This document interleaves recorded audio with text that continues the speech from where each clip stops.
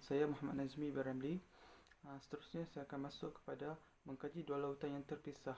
Tempat berlakunya fenomena tersebut di Selat Gibraltar, Jakarta, yang mana penampakan dua laut yang berbeza warna dan tidak dapat bersatu antara air laut dan air tawar. Menurut sains pula, seorang ahli oceanografi bernama Francis J. Costello pernah menyampaikan laporan yang sebagai hasil pengkajiannya terhadap fenomena alam tersebut, dan beliau juga menyatakan tentang penghalang yang memisahkan lautan yang tidak bercampur. Seterusnya, penerangan dalam ilmu sains fenomena bertemu dua air laut namun tidak saling mencampur ini disebabkan gaya fizikal yang disebutkan sebagai tegangan permukaan. Seterusnya, pandangan dalam Al-Quran Suratul Rahman ayat 19 dan 20. Dia, yakni Allah, membiarkan dua lautan yang mengalir yang keduanya kemudian bertemu. Antara keduanya ada batas yang tidak dilampaui masing-masing. Dan pengajaran yang kita boleh ambil daripada fenomena tersebut iaitu dapat dilihat tanda-tanda kebesaran Allah Subhanahu Wa Taala dan juga memang sudah tertulis di dalam kalamullah ataupun dalam Al-Quranul Karim. Sekian, terima kasih.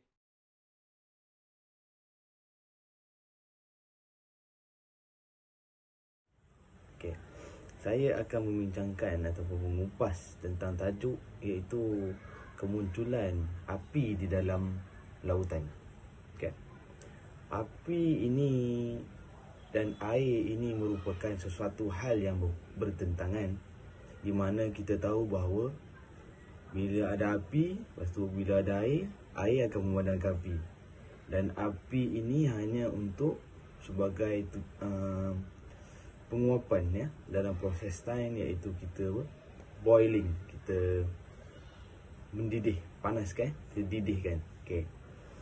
Dalam Quran, dalam surah At-Tur, Allah telah berfirman iaitu, demi bukit dan kitab yang ditulis pada lembaran yang terbuka, dan demi Baitul Ma'mur, Kaabah, dan demi syurga, langit yang ditinggikan, dan demi laut yang di dalam tanahnya ada api. Okey. Dalam firman Allah ini kita sudah tahu bahawa Al-Quran telah memberitahu kita tentang kemunculan api ini, dan memang ada dalam laut. Al-Quran dah terang.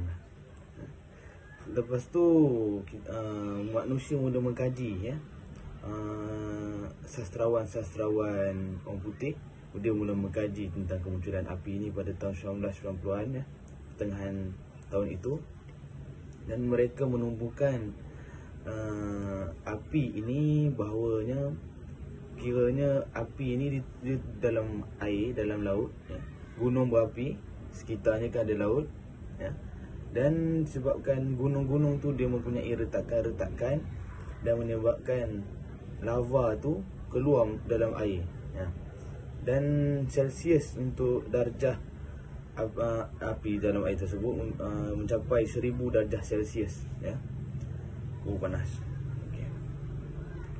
Terima kasih. Itu je sebab kemunculan api itu, macam mana dia muncul. Assalamualaikum warahmatullahi wabarakatuh. Berkaitan tentang kajian sains menurut Al-Quran yang seterusnya, iaitu sungai yang terdapat di dalam laut. Fenomena ini telah terjadi di Laut Sinod Angelita di Mexico, yang telah dikaji oleh seorang ahli kelautan dan ahli selam yang terkemuka asal Perancis, iaitu Jacques Voscoto. Melalui hasil kajian yang telah didapati oleh para peneliti, mereka menyebut bahawa fenomena ini sebagai fenomena lapisan hidrogen sulfida. Ianya kerana adanya pertemuan antara air masin dan air tawar, namun ianya tidak bercampur. Ini juga kerana terdapat sifat yang berbeza antara air masin dan air tawar.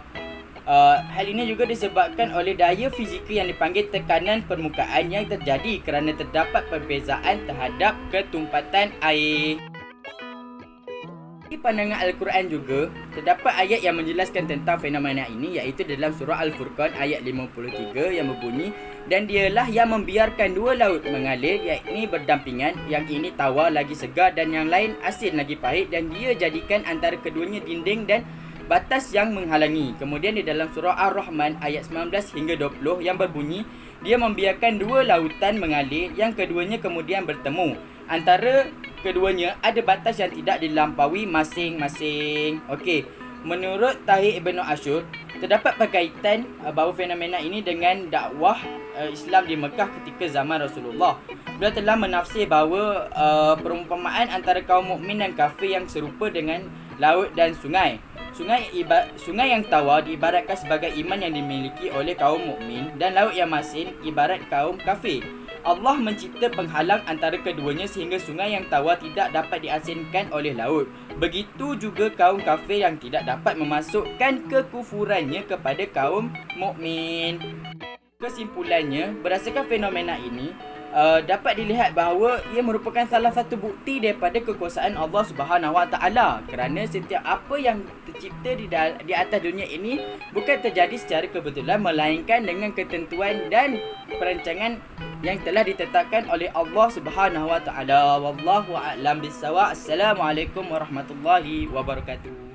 Bismillahirrahmanirrahim. Assalamualaikum warahmatullahi wabarakatuh. Nama Muhammad Hanif bin Tajuddin. Kesimpulan berkaitan dengan tajuk yang kami pilih iaitu Sains Bumi menurut Al-Quran. Jadi saya bawakan 3 poin penting berdasarkan kefahaman dan pembacaan kami. Yang pertamanya ialah ilmu Allah Ta'ala ni luas dan perlu kepada kajian dan penelitian yang lebih mendalam. Apa yang kita temukan berkenaan dengan sains dan fenomena-fenomena yang luar biasa hanyalah cebisan yang Allah Ta'ala ceritakan dalam Al-Quran. Poin yang kedua ialah membuktikan kemukjizatan Al-Quran yang mana dapat melemahkan sesiapa sahaja. Yang sebagai contoh, Al-Quran yang diturunkan 1400 tahun yang dahulu dapat melemahkan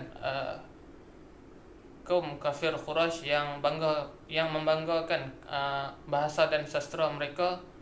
Hinggalah sekarang Al-Quran tetap mendahului kecanggihan teknologi dan sains. Dan yang ketiganya ialah